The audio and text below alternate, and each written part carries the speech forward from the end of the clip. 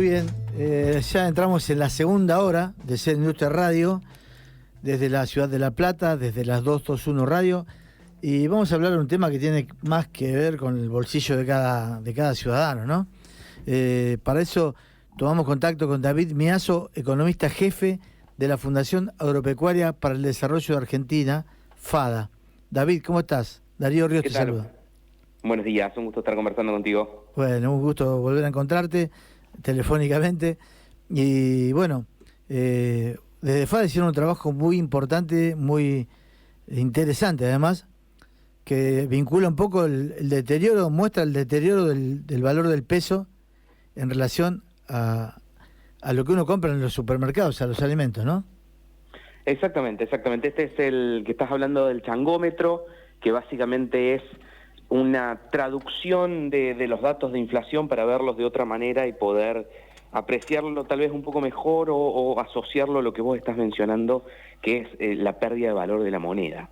Y ahí vemos que básicamente la comparación que hacemos es lo que comprábamos con 1.000 pesos en diciembre de 2017, porque el billete salió en noviembre de 2017, cuántos pesos necesitamos hoy para comprar exactamente lo mismo.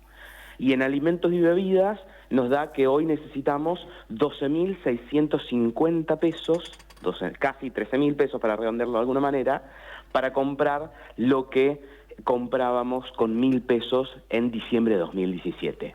Pero esto tampoco es algo exclusivo de los alimentos. Si comparamos con otro rubro que nada que ver, como puede ser la ropa y calzado, en vez de necesitar 12.650, necesitamos 13.700 para comprar lo que comprábamos con 1.000 pesos.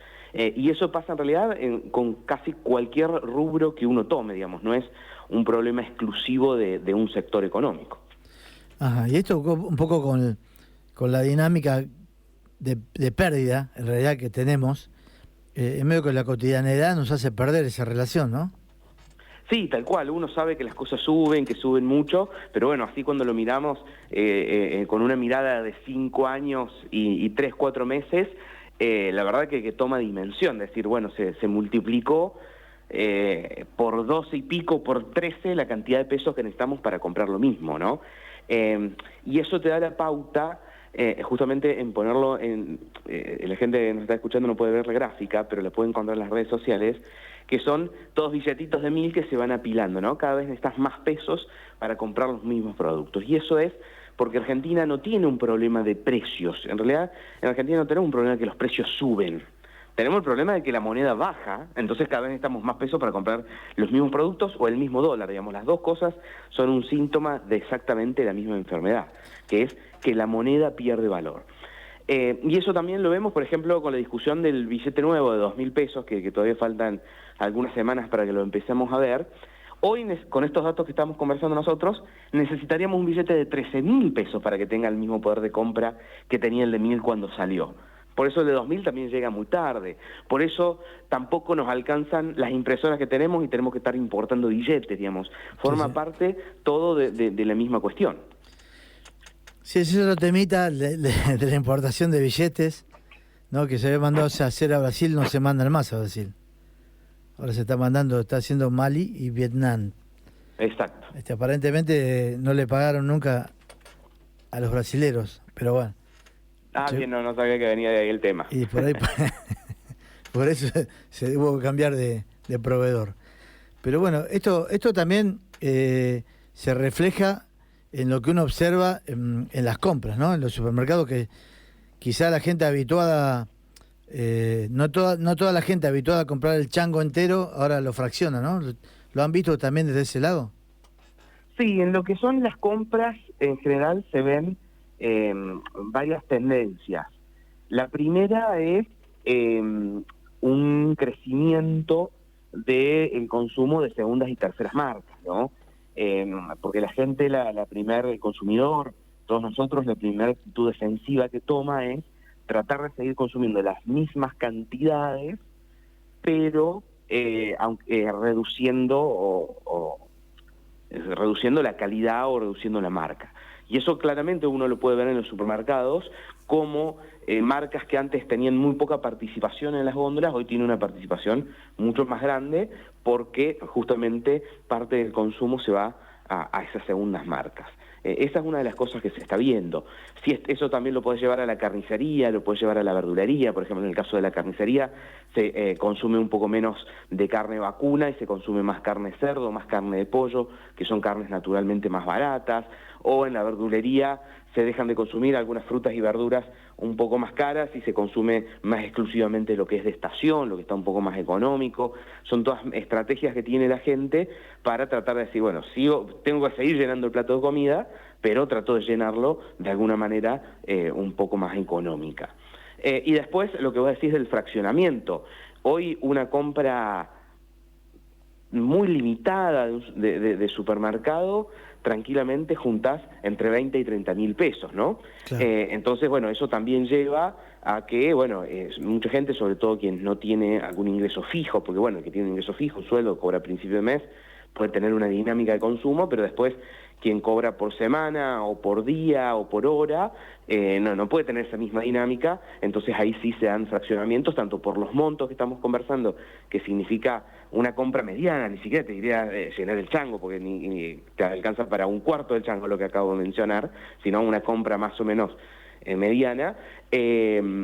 También se ve ese fraccionamiento que vos decís, el consumo, ese fraccionamiento también te lleva al consumo en negocios de cercanía versus supermercados e hipermercados, aunque eso también va un poco en detrimento de los precios que podés conseguir. David, ¿cómo estás? Te saluda Gabriel Ríos Malán. ¿Qué tal? Buenos días. Te quería consultar en esta suba de los precios, qué real o cuánto es de real el argumento que habla de la guerra y de la sequía, ¿cuánto influye? No, mira, el argumento guerra hoy es totalmente inválido porque si uno mira, a ver, la guerra impactó principalmente en los precios internacionales de los granos, en ninguna otra cosa, ¿no? Y en el combustible. Fueron las dos cosas sobre las que impactó. Y las dos cosas hoy están en niveles preguerra.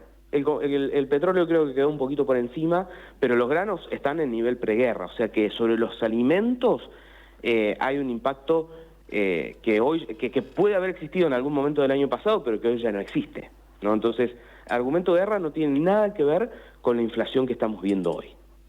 E incluso cuando sí tuvo que ver, tenía que ver de manera muy limitada. Por ejemplo, impactó en el precio del trigo. Pero bueno, el trigo en el precio del pan representa el 13%, o sea que por más impacto en el precio del trigo que tengas, la transferencia a los precios finales del producto que nosotros consumimos es muy menor, o sea, no explica una inflación del 7% mensual, ¿no? Entonces, eso por un lado, o sea, si bien puede haber un efecto, ese efecto no es tan sustancial y ya se borró, porque ya se borraron esas mejoras, esas subas de precios internacionales del precio de los granos, que en realidad si uno lo mira, a Argentina lo beneficiaron porque le permitieron exportar más el año pasado. Y después, el otro punto me dijiste, guerra, y era la sequía. El otro. La sequía. La sequía hoy tampoco tiene nada que ver. ¿Por qué? Porque afectó, de nuevo, principalmente a soja y maíz, y también afectó a trigo, pero de ninguno de estos tres productos hemos visto subas de precios por encima de los niveles de los mercados internacionales, o sea que por el momento no podemos ver ningún impacto por el lado de los granos.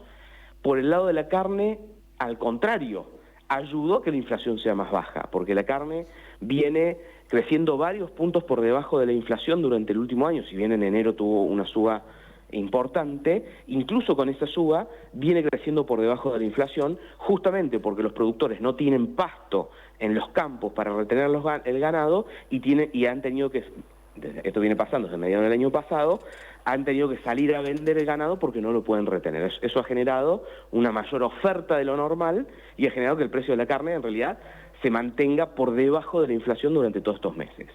Y en el caso de la leche sí puede haber un impacto productivo, pero que tampoco se ha visto de manera significativa en los precios.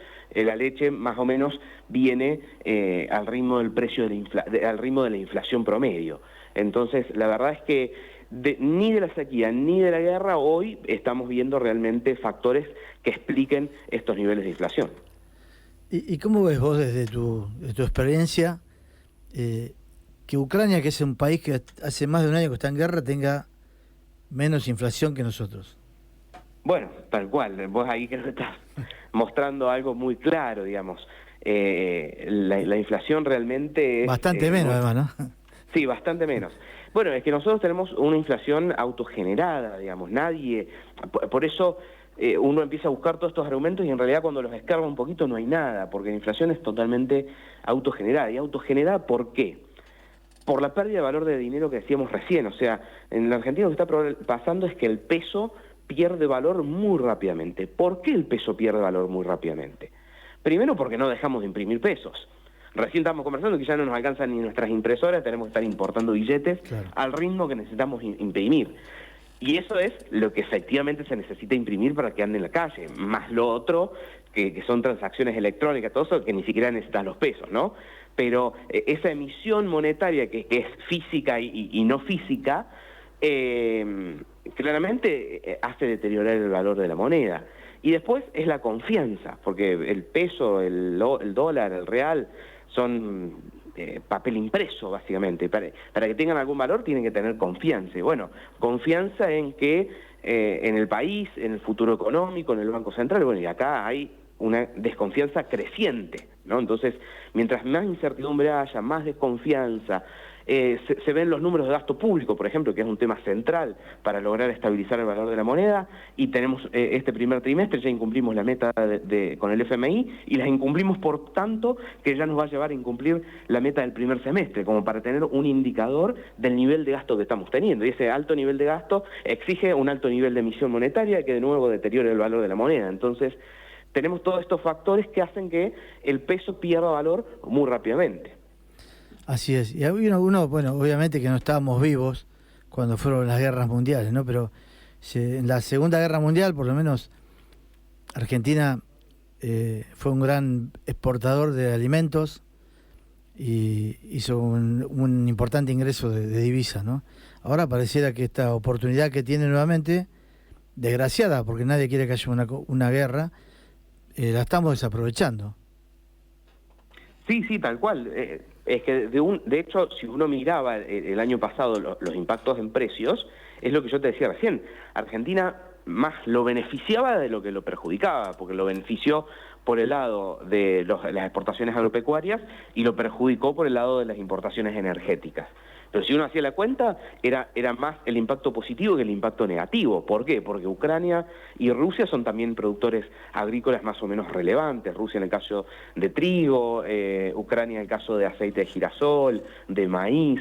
Entonces, claramente, si hay un conflicto en esa región que se complica el mercado de granos, etcétera, era una buena noticia para Argentina, no una mala noticia. Obviamente, lo que vos decís, nadie lo desea, pero mirando los impactos terminaron siendo más positivos que negativos. Y algo similar, lo que estabas nombrando en la Segunda Guerra, lo que pasó, bueno, se necesitaban alimentos, el mundo necesitaba alimentos y Argentina los podía producir. Correcto. David, te agradecemos como siempre, cada vez que nos atendés, nos das información muy precisa sobre un tema tan sensible como es el deterioro del poder de compra, en realidad, que tenemos todos los argentinos. Esperemos que esto en algún momento se revierta. Un gusto conversar con ustedes, sí, esperemos lo mismo, pero bueno, lamentablemente va a empeorar antes de poder mejorar. Bueno, esperemos que no sea así, pero te mandamos un gran abrazo. Adiós, que sigan bien. Bueno, hablamos con David Miazo, economista jefe de la Fundación Agropecuaria para el Desarrollo Argentino. Vamos a una tanda y ya está acá cerca nuestro, entrando al estudio, Alejandro Campodónico, presidente de Molino Campodónico.